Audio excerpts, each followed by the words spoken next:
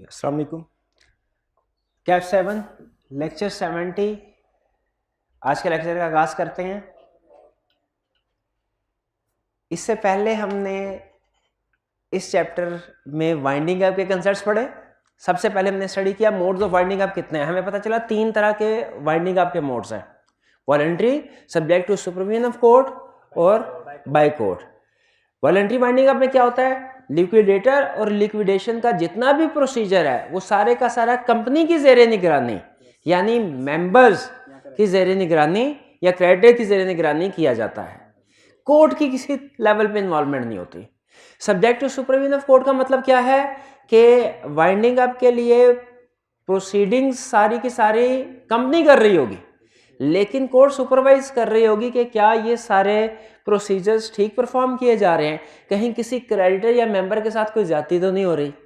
यह है सुपरविजन। यानी सुपरविजन में कोर्ट का रोल सिर्फ सुपरवाइज देखने की हद तक होगा। जहां पे जरूरत होगी कोर्ट इंटरफेयर करती है, वरना नॉर्मली कोर्ट इंटरफेयर नहीं करती। यह subject to supervision of court. और वाइंडिंग अप बाय कोर्ट का मतलब क्या है कि कंपनी की मैनेजमेंट साइड पे, कंपनी की मैनेजमेंट सारे डायरेक्टर चीफ एग्जीक्यूटिव को घर भेज दिया जाता है और कोर्ट अपॉइंट करती है एक ऑफिशियल लिक्विडेटर को। पहले प्रोविजनल मैनेजर जब तक प्रोसीडिंग चल रही है, और जब बाइंडिंग अप ऑर्डर पास हो जाए उस वक्त फिर ऑफिशियल लिक्विडेटर को अपॉइंट किया जाता है, जो कि कंपनी के मामलात को मैनेज करता है और कंपनी को वाइंड अप करता है। जो हमारे सिलेबस में सबसे ज्यादा मटेरियल है, सबसे ज्यादा कंसेप्ट डिस्कस हुआ है, वो है winding up by court. Winding up by court में अभी तक हमने क्या स्टडी किया, हमने स्टडी किया वो कौन सी सबसे पहले स्टडी किया कौन से सर्कमस्टेंसेस हैं जिनमें किसी कंपनी को वाइंड अप किया जा सकता है बाय कोर्ट। हमने स्टडी किया उसके बाद वो कौन से पर्सन्स हैं जो कि अप्लाई कर सकते हैं कोर्ट को फॉर वाइंडिंग अप, ठीक है, वो हमने स्टडी किया। फिर इसके बाद सबसे अहम चीज हमने स्टडी किया कि ऑफिशियल लिक्विडेटर की अपॉइंटमेंट किस तरीके से होगी, अपॉइंटमेंट कौन करेगा, अपॉइंटमेंट किस लिस्ट में मौजूद प्रोफेशनल्स की अपॉइंटमेंट की जाएगी, और उसके कैजुअल वैकेंसी के बारे में हमने स्टडी किया। तो अभी तक हम अपने चैप्टर के जिस हिस्से में हैं उसमें हमने ऑफिशियल लिक्विडेटर की अपॉइंटमेंट को कवर कर लिया, यानी ऑफिशियल लिक्विडेटर की अपॉइंटमेंट हो गई। अब इस ऑफिशियल लिक्विडेटर का काम क्या है, आज के लेक्चर में हम ये स्टडी करेंगे ऑफिशियल लिक्विडेटर का असल में काम क्या है। इससे पहले हमने उसके अपॉइंटमेंट के रूल पढ़ लिए। लास्ट लेक्चर में हमने क्या स्टडी किया था, ऑफिशियल लिक्विडेटर की अपॉइंटमेंट के रूल, उसका क्राइटेरिया, उसकी अपॉइंटमेंट, कैजुअल वैकेंसी वगैरह वगैरह। क्या ऑफिशियल लिक्विडेटर एक दफा अपॉइंट हो जाए रिजाइन कर सकता है? रिजाइन नहीं कर सकता एक्सेप्ट इन पर्सनल डिसेबिलिटी के केस में। और अगर वो रिजाइन करता है पर्सनल डिसेबिलिटी के केस में तो जब तक कैजुअल वैकेंसी फिल नहीं होती वो कंटिन्यू करेगा। बहरहाल आज के लेक्चर में हम क्या स्टडी करने लगे हैं, ऑफिशियल लिक्विडेटर की अपॉइंटमेंट हो गई, अब आगे क्या करना है। उसने ऑफिशियल लिक्विडेटर की अपॉइंटमेंट हो गई, अब आगे क्या करना है, 2 काम उसने करना है, याद रखिएगा। ऑफिशियल लिक्विडेटर ने कितने काम करने हैं? 2 काम करने हैं। एक, स्टेटमेंट लेनी है मैनेजमेंट से, मैनेजमेंट में स्टेटमेंट लेगा और उसकी बेस पे उसको रिफाइन करके कुछ चीजें एक रिपोर्ट की शक्ल देके रिपोर्ट सबमिट करवाएगा कोर्ट को।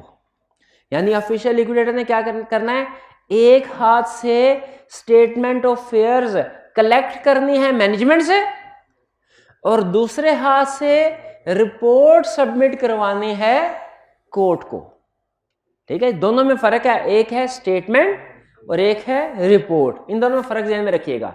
स्टेटमेंट, तो आज के हमारे दोनों लर्निंग ऑब्जेक्टिव यही है, एक है स्टेटमेंट ऑफ अफेयर्स और दूसरा है रिपोर्ट। नोट कीजिए, लिखा है statement of affairs to official liquidator और फिर लिखा है report by official liquidator. To official liquidator का मतलब क्या है कि ये स्टेटमेंट ऑफिशियल लिक्विडेटर को सबमिट करवाई जा रही है, और बाय ऑफिशियल लिक्विडेटर का मतलब क्या है कि ये रिपोर्ट ऑफिशियल लिक्विडेटर सबमिट करवा रहा है। अच्छा, अब इसमें सबसे पहले तो ये चीज ध्यान में रखिए कि दोनों के कंटेंट्स जब हम स्टडी करेंगे ना, कि स्टेटमेंट ऑफ अफेयर्स के कंटेंट्स क्या हैं और जो लिक्विडेटर को ऑफिशियल लिक्विडेटर को सबमिट करवाई जा रही है, और रिपोर्ट के कंटेंट्स क्या है जो ऑफिशियल लिक्विडेटर आगे कोर्ट को सबमिट करवा रहा है, तो आपको पता चलेगा कि दोनों के कंटेंट्स तकरीबन एक जैसे हैं। तकरीबन, एग्जैक्टली नहीं कह रहा, तकरीबन एक जैसे हैं, यानी वही इंफॉर्मेशन जो है वो कंपनी की मैनेजमेंट ऑफिशियल लिक्विडेटर को प्रोवाइड करती है स्टेटमेंट की शक्ल में, और उसे ही कुछ थोड़ा बहुत वेरीफाई करने के बाद ऑफिशियल लिक्विडेटर उस रिपोर्ट को सबमिट करवा देता है कोर्ट को। जैसे फर्ज कीजिए मैनेजमेंट की तरफ से उसे पता चलेगा सर हमारे ये एसेट्स है, ये लायबिलिटीज है, ठीक है, तो ऑफिशियल लिक्विडेटर क्या करेगा, उन एसेट्स और लायबिलिटीज को थोड़ा वेरीफाई करेगा। जैसे एसेट्स है तो उनकी किसी वैल्यूअर से उनकी वैल्यूएशन करवाएगा, और जो फाइनल वेरीफाइड फिगर्स हैं ये कोर्ट को सबमिट करवाएगा। है चीज वही, लिस्ट ऑफ एसेट्स, फर्क सिर्फ ये क्या है कि ऑफिशियल लिक्विडेटर की चेकिंग के बाद, वेरिफिकेशन के बाद उसकी ऑथेंटिसिटी बढ़ गई। तो मेन कंसेप्ट, पहले स्टेटमेंट सबमिट करवाई जाएगी statement of affairs official liquidator को, और उसके बाद ऑफिशियल लिक्विडेटर रिपोर्ट सबमिट करवाएगा कोर्ट को। ये क्लियर हो गया स्टेटमेंट और रिपोर्ट में फर्क। अच्छा, मैंने कहा कि स्टेटमेंट ऑफिशियल लिक्विडेटर को स्टेटमेंट सबमिट करवाई जाएगी। कौन सबमिट करवाएगा, कौन सबमिट करवाएगा ये स्टेटमेंट? मैनेजमेंट से मुराद CFO, CEO, director, company secretary, ये लोग। अच्छा, क्या करंट वाले लोग तो करवाएंगे ही करवाएंगे ना, क्या अगर कोई प्रीवियस सीएफओ सीईओ है उसके पास भी हो सकता है कोई रेलिवेंट इंफॉर्मेशन हो, उससे भी कोई स्टेटमेंट निकलवाई जा सकती है? ये क्वेश्चन है। ला इसका जवाब देता है यस, बिल्कुल निकलवाई जा सकती है, लेकिन बहुत ज्यादा पुराने सीएफओ सीईओ से नहीं, ऐसे सीएफओ सीईओ से नहीं जो 5 साल 6 7 8 साल 10 साल पहले कंपनी को छोड़ के जा चुका है, बल्कि वो जो तकरीबन 1 साल के अंदर अंदर सीएफओ सीईओ हो रहा है। तो पहली चीज, स्टेटमेंट ऑफिशियल लिक्विडेटर को कौन देगा? स्टेटमेंट अफेयर्स कौन, किसकी जिम्मेदारी है? Director, CFO, CEO, company secretary. और ये तो हो गया कि ऑफिशियल जो स्टेटमेंट ऑफ अफेयर्स है वो किससे ली जाएगी। अब रिपोर्ट किसको दी जाएगी? कोर्ट को, और इसके एक भी रजिस्ट्रार को भी सबमिट करवाई जाती है। तो दो कंसेप्ट्स हैं, एक है रिपोर्ट बाय ऑफिशियल लिक्विडेटर, यानी ऑफिशियल लिक्विडेटर आगे किसको रिपोर्ट देगा? कोर्ट को, और एक कॉपी सबमिट करवाएगा रजिस्ट्रार को। और एक कंसेप्ट है स्टेटमेंट ऑफ अफेयर्स,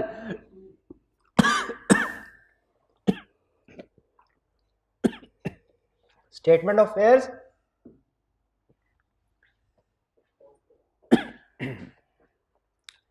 पानी पिला दीजिएगा। Statement of affairs to official liquidator, वो स्टेटमेंट जो ऑफिशियल लिक्विडेटर को दी जाएगी। अब अगर आपको याद हो तो इसके पर्टिकुलर्स हमने लास्ट लेक्चर में पढ़ लिए थे, याद है? पर्टिकुलर लास्ट लेक्चर में पढ़े थे, भूल गए होंगे। ऐसा कीजिए, आपको 3 मिनट दे रहा हूं, आपने इन पर्टिकुलर्स को पढ़ना है, और इसमें कोई भी एक एग्जांपल ऐसी हो जो आपको समझना है तो आप पूछ लीजिएगा। ये है हमारे पेज 194 पे, लर्निंग ऑब्जेक्टिव 6 पेज 194। इस पे वो बता रहा है कि जो statement of affairs official liquidator को सबमिट करवाई जाएगी उसमें क्या क्या इंफॉर्मेशन इंक्लूड होगी। इसको पढ़ लीजिए, फिर इसमें से क्वेश्चन मैं आपसे पूछूंगा। अभी पॉज कीजिएगा जी। तो पर्टिकुलर्स हमने स्टडी किए थे लास्ट लेक्चर में स्टेटमेंट ऑफ अफेयर्स के, जो किसको स्टेटमेंट ऑफ अफेयर्स किसको सबमिट करवाई जाती है? किसको सबमिट करवाई जाती है? ऑफिशियल लिक्विडेटर को। कौन सबमिट करवाता है? Chief executive, CFO, company secretary वगैरह, डायरेक्टर वगैरह। अच्छा, मुझे ये बताइए, स्टेटमेंट ऑफ अफेयर्स के कंटेंट्स हमने स्टडी किए थे, अब मैं आपसे 2-3 एग्जांपल शेयर कर रहा हूं, आपने मुझे बताना है कि क्या ये एलिमेंट, ये इंफॉर्मेशन स्टेटमेंट ऑफ अफेयर्स में आती है क्या नहीं आती। पहला क्वेश्चन, एसेट्स एंड लायबिलिटीज की लिस्ट स्टेटमेंट ऑफ अफेयर्स में आएगी?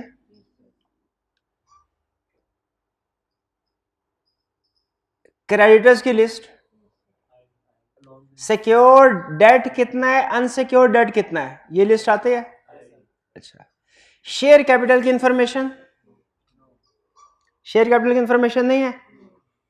स्टेटमेंट फेज में शेयर कैपिटल के बारे में इंफॉर्मेशन नहीं आएगी। अच्छा, कंपनी के मेंबर्स कौन कौन से है कंट्रीब्यूटरी, ये इंफॉर्मेशन भी नहीं आएगी। कंपनी के मेजर कॉन्ट्रैक्ट्स कौन से चल रहे हैं, मेजर कॉन्ट्रैक्ट्स कौन से चल रहे हैं, मेजर कॉन्ट्रैक्ट, ये भी नहीं आएंगे। अच्छा, लीगल केसेस कंपनी के अगेंस्ट जो पेंडिंग है, क्या, बिल्कुल ठीक है। तो इसका मतलब हुआ कि हमें पता है कि स्टेटमेंट फेज में कौन कौन सी इंफॉर्मेशन इंक्लूड की जाएगी, ठीक है। अच्छा, ये सारी इंफॉर्मेशन जब आगे ऑफिशियल लिक्विडेटर रिपोर्ट बना के कोर्ट को सबमिट करवाएगा, उसमें ये इंफॉर्मेशन तो होगी, लेकिन में भी कुछ एडिशनल इंफॉर्मेशन भी हो, ठीक है। जैसे शेयर कैपिटल की बात मैंने की, जैसे ऑनगोइंग प्रोजेक्ट्स की बात की, जैसे मैंने कंट्रीब्यूटरीज की बात की कि मेंबर्स या कंट्रीब्यूटरी कौन होंगे, ये इंफॉर्मेशन स्टेटमेंट ऑफ फेयर्स में नहीं आते, लेकिन जो रिपोर्ट ऑफिशियल लिक्विडेटर सबमिट करवाता है आगे कोर्ट को, उसमें ये इंफॉर्मेशन आएगी। चलिए, अब हम स्टेटमेंट फेयर्स के हवाले से बाकी के कंसेप्ट स्टडी करते हैं पर्टिकुलर्स के अलावा। पहला concept, who shell submit statement, statement fair कौन सबमिट करवाएगा, चीफ एग्जीक्यूटिव, सीएफओ, डायरेक्टर्स और कंपनी सेक्रेटरी, ये सबमिट करवाएंगे।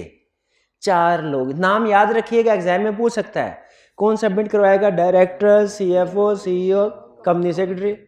नेक्स्ट कंसेप्ट, कब सबमिट करवाएंगे, कब सबमिट करवाएंगे अगर, अच्छा इसमें कंसेप्ट हमने स्टडी किया था रेलिवेंट डेट। रेलिवेंट डेट आपको पता क्या है, कहता है within 15 days from relevant date. Relevant date क्या है, रेलिवेंट डेट क्या है, डेट ऑफ फाइंडिंग अप नहीं, डेट ऑफ फाइंडिंग अप नहीं है, ये डिपेंड करता है प्रोविजनल मैनेजर को अपॉइंट किया गया कि नहीं किया गया, ठीक है। बाज़ औक़ात कोर्ट के पास जब एप्लीकेशन आती है ना, कोर्ट कहती है हाँ ये कंपनी की मैनेजमेंट तो फ्रॉड में इन्वॉल्व है, ये तो कोई बुक्स ऑफ अकाउंट्स रिकॉर्ड वगैरह मेंटेन नहीं कर रहे, ये कोई 2 नंबरी कर रही है। अच्छा, कंपनी को वाइंड अप करना है कि नहीं करना, ये फैसला तो हम बाद में करेंगे, क्योंकि मैनेजमेंट फारिग है और खतरा है कि ये मजीद नुकसान पहुंचा सकती है कंपनी को, तो वाइंडिंग अप का फैसला बाद में होगा।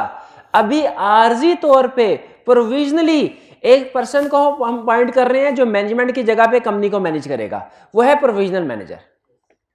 अगर तो कोर्ट ने प्रोविजनल मैनेजर को अपॉइंट किया हो, तो जिस दिन प्रोविजनल मैनेजर अपॉइंट हुआ वो है हमारी रेलिवेंट डेट। और अगर प्रोविजनल मैनेजर की अपॉइंटमेंट नहीं हुई, जैसे कंपनी ने कहा चलो एप्लीकेशन आई है, मैनेजमेंट ठीक काम कर रही है, हम जरा हालात का जायजा लेके फैसला करेंगे वाइंडिंग अप करनी चाहिए कि नहीं। अगर प्रोविजनल मैनेजर को अपॉइंट नहीं किया गया तो date of winding up order ये हमारी होगी रेलिवेंट डेट। तो relevant statement of affairs management ने कब जमा करवानी है, प्रोविजनल मैनेजर ऑफिशियल लिक्विडेटर को कब जमा करवानी है, within 15 days from relevant date. इसका मतलब है ये statement of affairs provisional manager को भी जमा करवाई जा सकती है अगर प्रोविजनल मैनेजर अपॉइंट हुआ है। अगर प्रोविजनल मैनेजर अपॉइंट नहीं हुआ तो ये ऑफिशियल लिक्विडेटर को सबमिट करवाई जाएगी। कितने अरसे में, विद इन 15 डेज नहीं, within 15 days from relevant date. Relevant date के ऊपर फोकस कर रहा हूं मैं। रेलिवेंट डेट का मतलब क्या है, अगर प्रोविजनल मैनेजर की अपॉइंटमेंट हुई है तो प्रोविजनल मैनेजर की अपॉइंटमेंट की डेट होगी रेलिवेंट, उसके 15 दिन के अंदर अंदर स्टेटमेंट अफेयर्स प्रोविजनल मैनेजर को सबमिट करवाई जाएगी। और अगर प्रोविजनल मैनेजर की अपॉइंटमेंट नहीं हुई तो फिर इसका मतलब है वाइंडिंग अप ऑर्डर पे ऑफिशियल लिक्विडेटर की अपॉइंटमेंट हुई होगी, तो फिर वाइंडिंग अप ऑर्डर के 15 दिन के अंदर अंदर ये स्टेटमेंट सबमिट करवाई जाएगी। किसको, ऑफिशियल लिक्विडेटर को। क्लियर। अच्छा, इसका मतलब ये हुआ 15 दिन के अंदर, अगर प्रोविजनल मैनेजर अपॉइंट हुआ है तो उसके 15 दिन के अंदर अंदर उसे, या ऑफिशियल लिक्विडेटर का केस है वाइंडिंग अप के ऊपर, तो फिर वाइंडिंग अप ऑर्डर के 15 दिन के अंदर अंदर ऑफिशियल लिक्विडेटर को स्टेटमेंट सबमिट करवाई जाएगी। ये 15 दिन का टाइम एक्सटेंड भी किया जा सकता है अप टू 45 डेज, यानी 15 की बजाय ये बढ़ के यानी 30 दिन इसमें और ऐड हो सकते हैं। 15 दिन में 30 दिन और ऐड हो सकते हैं, लेकिन प्रोविजनल मैनेजर और ऑफिशियल लिक्विडेटर की डिस्क्रिशन है। डिस्क्रिशन है, वो अगर ऐड करना चाहे तो करे। इसलिए कि आगे चल के हम स्टडी करेंगे, लॉ ने ये कहा है जिस तरह टाइम पीरियड है ना कि statement of fairs official liquidator को या प्रोविजनल मैनेजर को कब सबमिट करवाई जाएगी, उसी तरह टाइम पीरियड है कि ऑफिशियल लिक्विडेटर आगे रिपोर्ट कब सबमिट करवाएगा, आगे रिपोर्ट कब सबमिट करवाएगा कोर्ट, उसके लिए 60 डेज है फ्रॉम रेलिवेंट डेट, उसकी अपॉइंटमेंट से है। इसका मतलब यह हुआ कि तकरीबन अगर जितना टाइम एक्सटेंड करेगा ना ऑफिशियल लिक्विडेटर मैनेजमेंट को स्टेटमेंट ऑफ अफेयर्स सबमिट करवाने के लिए, उतना ही बाद में खुद उसका टाइम कम होता जाएगा, क्योंकि उसने 60 डेज के अंदर अंदर सबमिट करवाना है। तो क्लियर? क्या कंसेप्ट समझा अभी हमने? एक ये कि ऑफिशियल जो स्टेटमेंट ऑफ अफेयर्स है वो ऑफिशियल लिक्विडेटर को कब सबमिट करवाई जाएगी, within 15 days from relevant date, और ये टाइम एक्सटेंड हो सकता है अप टू 45 डेज। और फिर आगे ऑफिशियल लिक्विडेटर ने रिपोर्ट कब सबमिट करवानी है कोर्ट को, with in 60 days of appointment.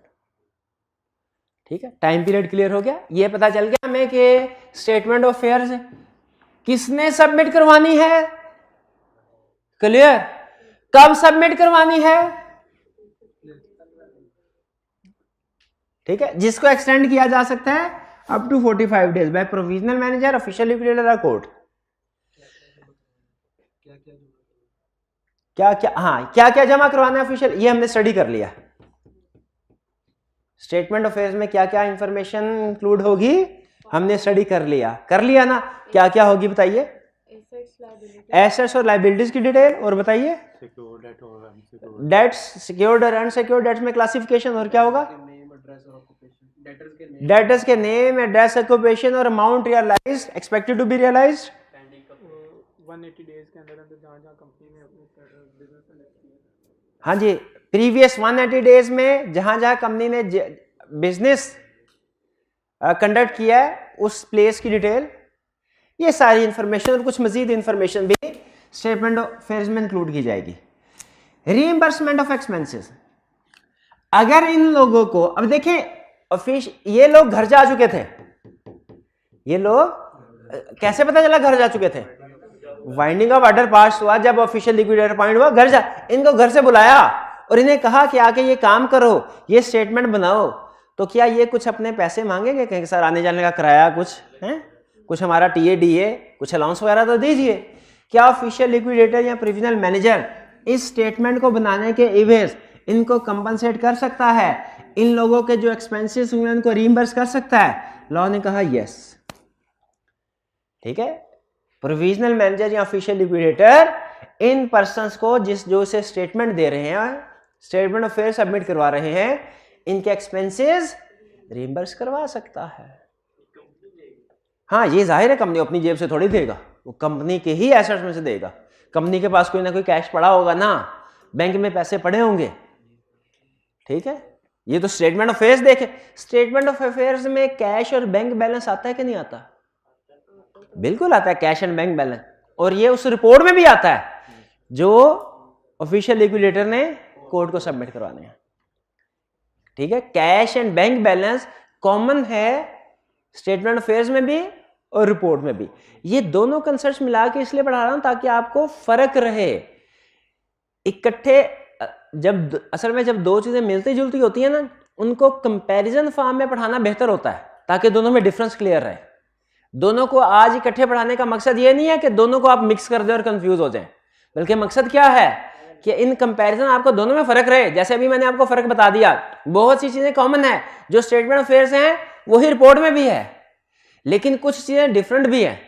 जैसे वो कौन सी इंफॉर्मेशन है जो कि रिपोर्ट में है, जो रिपोर्ट रजिस्ट्रार सबमिट करवा, सॉरी ऑफिशियल लिक्विडेटर सबमिट करवाएगा कोर्ट को, उसमें है, लेकिन वो स्टेटमेंट ऑफ अफेयर्स में नहीं है। कॉन्ट्रैक्ट्स की detail, ongoing shares holder, share capital के बारे में इंफॉर्मेशन जी, और होल्डिंग सब्सिडी के बारे में इंफॉर्मेशन। अब वो कहता है कि आप जो कंपनी के करंट सीएफओ सीईओ वगैरह थे उनसे तो आपने स्टेटमेंट ऑफ अफेयर्स बनवा ली। अगर कुछ इंफॉर्मेशन प्रिपेयर करने के लिए पास्ट के पुराने कोई CFO CEO सेक्रेटरी वगैरह की जरूरत है, क्या उससे भी स्टेटमेंट निकलवाई जा सकती है? क्या जो CFO CEO company secretary director या ऑफिसर ऑफ द कंपनी को छोड़ चुके हैं, कंपनी को छोड़ चुके हैं, उनसे स्टेटमेंट रिक्वायर की जा सकती है? यस। कोर्ट से इजाजत लेके ऑफिशियल लिक्विडेटर जो पास्ट के CFO CEO या एम्प्लॉयज हैं उनसे भी स्टेटमेंट ले सकता है। लेकिन कौन से वाले? जो के 1 साल पुराने, within 1 year before relevant date से 1 साल पहले तक, 1 साल विद इन 1 ईयर, 1 साल पहले तक कंपनी के डायरेक्टर या CFO कंपनी सेक्रेटरी रहे या कंपनी की फॉर्मेशन का पार्ट रहे या एम्प्लॉयमेंट ऑफ द कंपनी में रहे।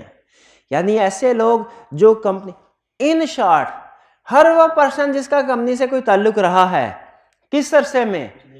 रेलिवेंट डेट से 1 साल के अंदर। 1 साल से पुराने हैं तो फिर उनसे नहीं पूछ सकते, उनसे नहीं पूछ, किससे इन्वेस्टिगेट कर सकते हैं, किससे स्टेटमेंट ले सकते हैं? जो रेलिवेंट डेट से पहले 1 साल के अंदर कंपनी के डायरेक्टर, ऑफिसर, CFO, सेक्रेटरी रहे हों या कंपनी के एम्प्लॉय रहे हों या किसी भी तरीके से कंपनी की फॉर्मेशन, प्रमोशन, मैनेजमेंट में हिस्सादार रहे हों, उसका पार्ट हिस्सा रहे हो, तो ऐसे लोगों से भी स्टेटमेंट निकलवाई जा सकती है। ठीक है, जो विद इन, अच्छा यहाँ पे फिर रेलिवेंट डेट का कंसेप्ट आ गया। तो रेलिवेंट डेट क्या बताया था? रेलिवेंट डेट क्या होती है? अगर प्रोविजनल मैनेजर की अपॉइंटमेंट हुई है तो date of appointment of provisional manager, वरना date of winding of order. इस स्टेटमेंट की कॉपी कौन हासिल कर सकता है? ऑफिशियल लिक्विडेटर को तो स्टेटमेंट सबमिट करवाई गई ना, ये इसकी कॉपी कौन हासिल कर सकता है? हर क्रेडिटर या कंट्रीब्यूटरी जिसने पैसे लेने हो या देने हो, जिसका लेन देन हो, जिसने पैसे लेने हो या जिसने पैसे देने हो। ऐसा पर्सन जिसने ना पैसे लेने, ना देने, ना क्रेडिटर है ना कंट्रीब्यूटरी, वो स्टेटमेंट ऑफ अफेयर्स की कॉपी हासिल नहीं कर सकता। और अगर वो स्टेटमेंट ऑफ अफेयर्स की कॉपी हासिल करने के लिए झूठ मूठ का क्रेडिटर या कंट्रीब्यूटरी बनता है, शो करवाता है अपने आप को कि मैं क्रेडिटर या कंट्रीब्यूटरी हूं, लॉ क्या कहता है? उसको हम सजा देंगे, इस जुर्म की सजा देंगे। सजा क्या देंगे ये नहीं बताया उन्होंने, सजा क्या देंगे ये नहीं बताया उन्होंने, लेकिन उन्होंने ये कहा कि किसी का झूठ मूठ अपने आप को क्रेडिटर या कंट्रीब्यूटरी रिप्रेजेंट करना, किस लिए? इसलिए कि वो स्टेटमेंट ऑफ अफेयर्स को इंस्पेक्ट कर सके या उसकी कॉपी हासिल कर सके। ये ऑफेंस है, ये जुर्म है जिसकी ताज़ीरात पाकिस्तान के मुताबिक जो भी सजा है वो मिलेगी। क्लियर जी? हाँ, क्रेडिटर और कंट्रीब्यूटरी के अलावा किसी को नहीं लेना चाहिए, बिल्कुल किसी को, क्योंकि उसका काम है जी। सर मतलब ये जो पेनल्टी इंपोज होगी जिन पर्सन पे, वो क्यों लेना चाहेंगे? वो क्यों लेना चाहेंगे? वो हो सकता है कि किस लिए लेना चाहते होंगे, इसके बारे में लाने ने बताया। उससे सिर्फ ये कहा है कि इनके अलावा कोई और बंदा स्टेटमेंट फेस की कॉपी हासिल नहीं कर सकता। हाँ, हो सकता है वो चोर हो, वो डाकू, हाँ ये बताया ना, ये बात मेरे जहन में कभी नहीं आ सकती थी जो भाई ने, हाँ जो इनके जहन में आई है। हो सकता है वो चोर डाकू हो, उसने देखना हो कंपनी के पास कितना कैश पड़ा, उनमें कैश इन हैंड की डिटेल होगी ना, उसमें एसेट्स की डिटेल होगी सारा, तो जोरी में कितने पैसे पड़े हैं, तो इसलिए वो कहे कि मैं मेंबर हूं, मुझे लिस्ट तो दिखाओ। तो उसे नहीं, मैंने कोई एग्जांपल नहीं दी थी, ये इसने एग्जांपल दिया। चलिए 12 ये क्लियर हो गया स्टेटमेंट ऑफ अफेयर्स। पेनल्टी, हाँ पेनल्टी दी जाएगी लेवल 2 की, अगर इसकी वायलेशन होगी तो इसकी, हाँ जी वायलेशन की बात कर रहा है। यहां तक क्लियर? अभी तक हमने क्या स्टडी किया है? Statement of affairs. फिर इसे बताइए, स्टेटमेंट ऑफ अफेयर्स किसको सबमिट करवाई जाएगी? ऑफिशियल लिक्विडेटर या प्रोविजनल मैनेजर को? Official liquidator. कौन सबमिट करवाएगा? कौन सबमिट कराएगा? सीएफओ, सीईओ, डायरेक्टर या secretary of the company, current भी और जो पिछले 1 साल के अंदर अंदर within 1 year of relevant date company के सीएफओ, सीईओ, सेक्रेटरी या डायरेक्टर रहे या कंपनी की एम्प्लॉयमेंट में रहे या कंपनी की फॉर्मेशन से लिंक रहा है उनका, ऐसे लोग स्टेटमेंट सबमिट करवाएंगे किसको? Official liquidate. कब करवाएंगे? Within 15 days from relevant date. Relevant date किसे कहते हैं? अगर प्रोविजनल मैनेजर की अपॉइंटमेंट हुई है तो date of appointment of provisional manager, अगर प्रोविजनल मैनेजर की अपॉइंटमेंट नहीं हुई तो date of binding of order. इस ऑफिशियल स्टेटमेंट ऑफ अफेयर्स में क्या क्या इंफॉर्मेशन होगी? कैश एंड बैंक के बारे में, प्रॉपर्टी के बारे में, डेट्स, सिक्योर्ड, अनसिक्योर्ड, इसके अलावा पेंडिंग लीगल केसेस वगैरह, ये सारी इंफॉर्मेशन वगैरह वगैरह इसमें होगी। अच्छा, इसके लिए क्या इन लोगों को एक्सपेंसेस रीइंबर्स किए जा सकते हैं? बिल्कुल किए जा सकते हैं, ठीक है। और इसकी कॉपी कौन हासिल कर सकता है? क्रेडिटर और कंट्रीब्यूटर। अगर कोई और हासिल करने की कोशिश करेगा तो वो ऑफेंस है, पनिशेबल है। अब आते हैं रिपोर्ट की तरफ। स्टेटमेंट ऑफ अफेयर्स क्लियर हो गई, रिपोर्ट की तरफ। स्टेटमेंट ऑफ अफेयर्स मिल गई ऑफिशियल लिक्विडेटर को। अब उसने 15 दिन के अंदर अंदर मिल गई, रेलिवेंट डेट के 15 डेज में। अब उसने 60 दिन के अंदर अंदर यानी मजीद 45 दिन उसके पास है। अगर वो एक्सटेंशन ना, अज्यूम कीजिए कोई एक्सटेंशन नहीं दी उसने ऑफिशियल लिक्विडेटर ने, तो 60 डेज के अंदर अंदर उसने रिपोर्ट बनानी है और सबमिट करवानी है कोर्ट को और एक कॉपी देनी है रजिस्ट्रार को, ठीक है। When to submit report? As soon as possible but within 16 days from binding of order. यानी वो कह रहा है अगर जल्दी बन जाए ना तो 60 दिन पूरे होने का इंतजार ना करो, रिपोर्ट जल्दी सबमिट करवा दो। इस रिपोर्ट में क्या क्या पर्टिकुलर्स इंक्लूड किए जाएंगे? अब आपने मुझे बताते जाना है, वापस नहीं देखना स्टेटमेंट अफेयर्स की तरफ, मुझे बताते जाना है कि क्या ये वाला मैटर, ये वाले पर्टिकुलर स्टेटमेंट ऑफ अफेयर्स में थे कि नहीं थे। Assets of the company and their value statement of affairs में भी थे, रिपोर्ट में भी। शाबाश। Detail of trademarks, intellectual property, फैनी, ये नहीं थे। अच्छा, स्पेसिफिकली नहीं थे, लेकिन जो पहली आइटम है ना एसेट्स एंड लायबिलिटीज की लिस्ट, तो ये भी तो एसेट्स है, ये उस लिस्ट में आ रहा होगा इंटेंजिबल एसेट्स में, तो ये भी थे। Cash and bank balance, authorised and paid up capital, ये रिपोर्ट में तो शामिल है लेकिन स्टेटमेंट ऑफ अफेयर्स में शामिल नहीं है। लायबिलिटीज में आप कह सकते हैं कि शायद वो प्रेजेंट करते हो इसको, लेकिन ये specifically authorised and paid up capital. Creditor, secured and contingent liabilities, contingent liabilities, contingent liabilities statement of affairs में थी कि नहीं थी? पेंडिंग सोर्स लीगल केसेस उसमें भी थे। Details of legal cases filed by और अगेंस्ट कंपनी, ये इंफॉर्मेशन भी थी। List of receivable plus realisable amount, receivable from contributories, कितने कंट्रीब्यूटरीज हैं, किससे क्या क्या अमाउंट रिसीव करने हैं, ये इंफॉर्मेशन नहीं थी, कंट्रीब्यूटरीज वाली इंफॉर्मेशन नहीं थी। Details of ongoing contracts and joint ventures, किसी के साथ एग्रीमेंट्स किया, जॉइंट वेंचर बिजनेस चल रहा है, कोई प्रोजेक्ट चल रहे हैं, ऑनगोइंग प्रोजेक्ट नहीं है। अच्छा, इसकी मैं एक इंटरेस्टिंग आपको फैक्ट बता दूं, ये रिपोर्ट जो कोर्ट को रिपोर्ट सबमिट करवाई जाती है ना, उसमें ये ongoing contracts and joint venture खास तौर पे इसलिए भी ज़रूरी होता है कि वाइंडिंग आपके वक्त ना एक बड़ा मसला होता है कि वाइंडिंग अप ऑर्डर तो कोर्ट कहती है हम आज की आज ही पास कर दें, लेकिन कुछ मसले मसाइल ऐसे हैं जो कि अभी सेटल नहीं हो सकते इमीडिएटली।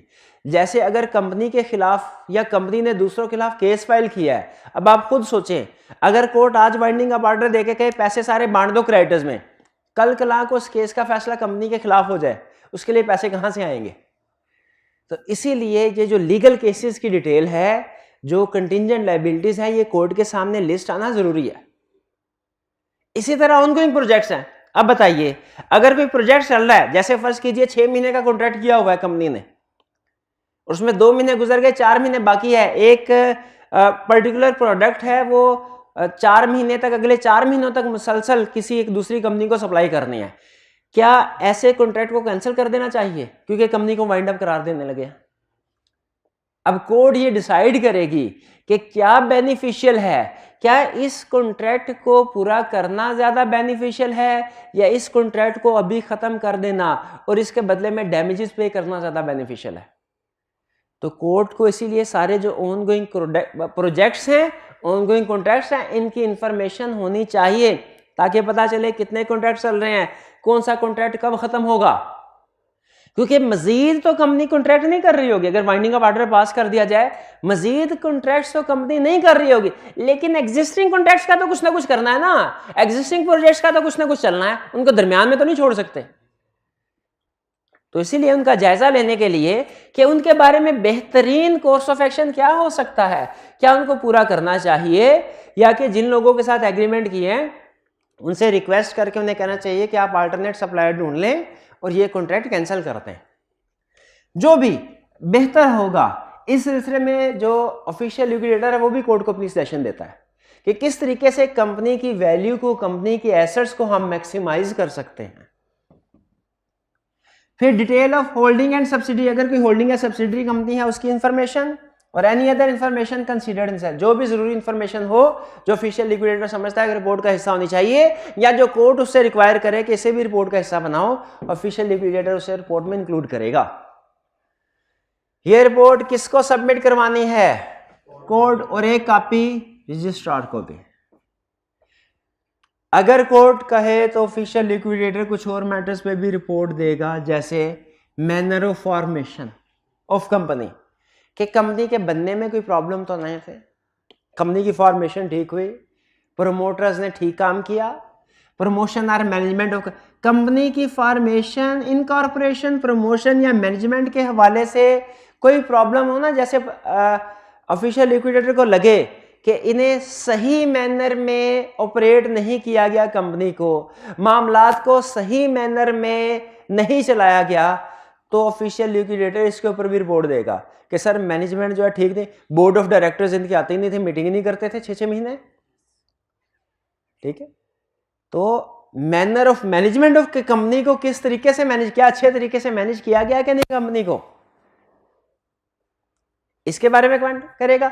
वायबिलिटी ऑफ बिजनेस, क्या कंपनी के लिए मजीद बिजनेस करना वायबल है कि नहीं है। देखिए कोर्ट की हत्तुल इम्कान कोशिश ये होती है कि अव्वल तो अगर कंपनी को वाइंड अप ना करना पड़े, देखिए ये अल्टीमेट एक्शन होता है, फाइनल एक्शन होता है कोर्ट की तरफ से कि वो कंपनी को वाइंड अप करार दे दे। प्रैक्टिकली क्या होता है कि जो भी इशू है ना, जो हमने स्टार्ट में पढ़ा था कि winding up by court in circumstances की वजह से हो सकती है, इन इश्यूज वो 12-13 की लिस्ट, प्रैक्टिकली कोर्ट उन डेफिशिएंसीज को रिमूव करने की कोशिश करता है। जैसे स्टैट्यूटरी मीटिंग कंडक्ट नहीं हुई, फाइनेंशियल स्टेटमेंट फाइल नहीं की गई, बुक्स प्रिपेयर नहीं की गई, मैनेजमेंट फ्रॉडलेंट एक्टिविटी में इन्वॉल्व है, तो ऐसा ना समझिएगा कि अगले ही दिन कोर्ट ऑर्डर कर देगा ऐसी कंपनी को वाइंड अप करार दिया जाए, बल्कि कोर्ट पहले ऑर्डर ये इशू करता है कि स्टैट्यूटरी मीटिंग कंडक्ट करवाओ, फाइनेंशियल स्टेटमेंट फाइल करो, इस मैनेजमेंट को चेंज कर दो, बिजनेस को जरा बेहतर तरीके से चलाओ, ठीक है। पहले कोर्ट की कोशिश ये होती है। उसी तरह ऑफिशियल लिक्विडेटर कोर्ट को ये बता रहा है कि मजीद बिजनेस चलाना मुमकिन है कि नहीं, अगर वायबल हो मजीद बिजनेस चलाना तो फिर court winding up order pass नहीं करेगा, बल्कि मैनेजमेंट को चेंज करने का ऑर्डर कर देगा, ठीक है। लेकिन अगर मजीद बिजनेस चलाना वायबल ना हो तो फिर उसको वाइंड अप कर दिया जाएगा। और other matters if directed by court, अगर कोर्ट कहे मजीद किसी मैटर के बारे में इंफॉर्मेशन चाहिए तो वो भी उसे सबमिट करवाएंगे। कुछ समझ आया? आज के लेक्चर में हमने क्या सीखा? हमने 2 डॉक्यूमेंट्स के बारे में पढ़ा। वाइंडिंग अप के वक्त में 2 डॉक्यूमेंट्स जो सबसे ज्यादा अहम है वो कौन सी हैं? एक स्टेटमेंट ऑफ अफेयर्स और दूसरा report to court. Statement of affairs कौन सबमिट करवाता है, किसको करवाता है? ऑफिशियल लिक्विडेटर को करवाई जाती है। स्टेटमेंट ऑफ कौन करवाता है? डायरेक्टर, सीएफओ, सीईओ वगैरह। कितने अरसे में? 15 days within 15 days from relevant date. और इसके बाद ऑफिशियल लिक्विडेटर ने कब कोर्ट को सबमिट करवानी है? Within 60 days from winding up order, और ये 15 डेज की एक्सटेंशन हो सकती है, अप टू 45 डेज हो सकती है। क्लियर? फिर इसके बाद उसमें मैटर्स हैं। उम्मीद है कि वो आपको समझ आ गई। कोई प्रॉब्लम तो नहीं है? कोई क्वेश्चन है तो पूछिए।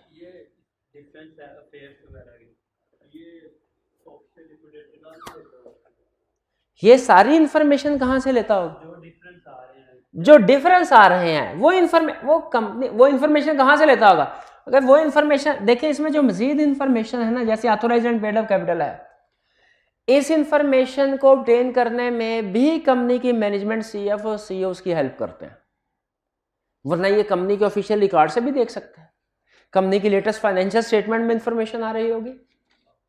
ये यहाँ पे एक वैल्यूअर की बात है, वैल्यूअर की बात भी यहाँ पे थी। ये assets of the company and their value, जो स्टेटमेंट अफेयर्स है उसमें एसेट्स की लिस्ट आ रही है, उनकी वैल्यू भी, लेकिन ये वो वैल्यू है जो कि किसी रजिस्टर्ड वैल्यूअर ने सर्टिफाई की हो। तो इसके लिए ऑफिशियल लिक्विडेटर किसी वैल्यूअर को एंगेज करता है। तो ये इंफॉर्मेशन या तो with in the company document से मिल जाती है उसे, जो एडिशनल इंफॉर्मेशन है जो कि उससे स्टेटमेंट ऑफ फेज में रिपोर्ट नहीं हुई, क्योंकि हमने ये स्टडी किया है, अभी तक के कंसेप्ट डिस्कशन हमने ये सीखा है कि रिपोर्ट बाय ऑफिशियल लिक्विडेटर में कुछ ऐसी इंफॉर्मेशन होती है जो statement of affairs to official liquidator में इंक्लूड नहीं होती है। सेंटेंस समझ आया ये? तो वो इंफॉर्मेशन, क्वेश्चन इनका ये है कि वो इंफॉर्मेशन कहां से मिलेगी ऑफिशियल लिक्विडेटर को? ऑफिशियल लिक्विडेटर को वो इंफॉर्मेशन मिलेगी कंपनी के अंदर इंटरनल रिकॉर्ड से, या वैल्यूअर से, या रजिस्ट्रार से। कहां से मिलेगी? रजिस्ट्रार से नहीं मिलेगी, रजिस्ट्रार को तो खुद इन्फॉर्मेशन देनी है, खुदा का खौफ कर, डायरेक्टर्स से। जी, और कोई क्वेश्चन हो तो पूछ लीजिए।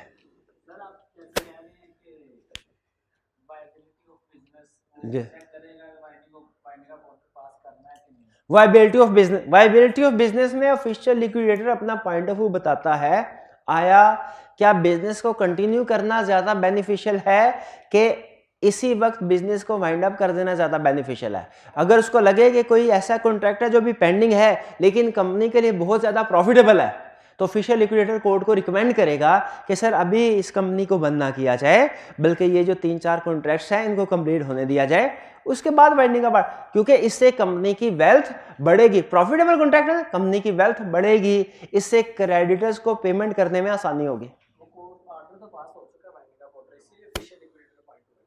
जी हाँ, ऑफिशियल बिल्कुल वाइंडिंग अप ऑर्डर, लेकिन कोर्ट इसको डिले कर सकती है। ये नहीं होगा कि अब कंपनी को वाइंड अप नहीं किया गया, ठीक है, लेकिन कोर्ट डिले कर सकती है कि चलें जब तक ये 2-3 कॉन्ट्रैक्ट्स पूरे नहीं होते तब तक आप कंपनी को कंटिन्यू करें।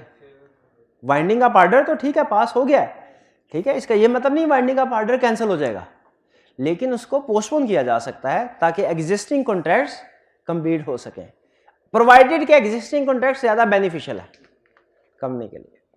और कोई क्वेश्चन? कोई क्वेश्चन नहीं, चलिए फिर। अच्छा, कल का लेक्चर प्रोबेबली हमारा लास्ट लेक्चर होगा जिसमें हम other modes of winding up पढ़ेंगे। वाइंडिंग अप बाय कोर्ट यहाँ पे कंप्लीट हो गया, other modes of winding up पढ़ेंगे, फिर इसके कुछ क्वेश्चंस और एमसीक्यूज हैं, इसकी डिस्कशन में इंशाल्लाह कल के लेक्चर में होगी। आज का लेक्चर यहाँ पे खत्म करते हैं हम। अल्लाह हाफिज।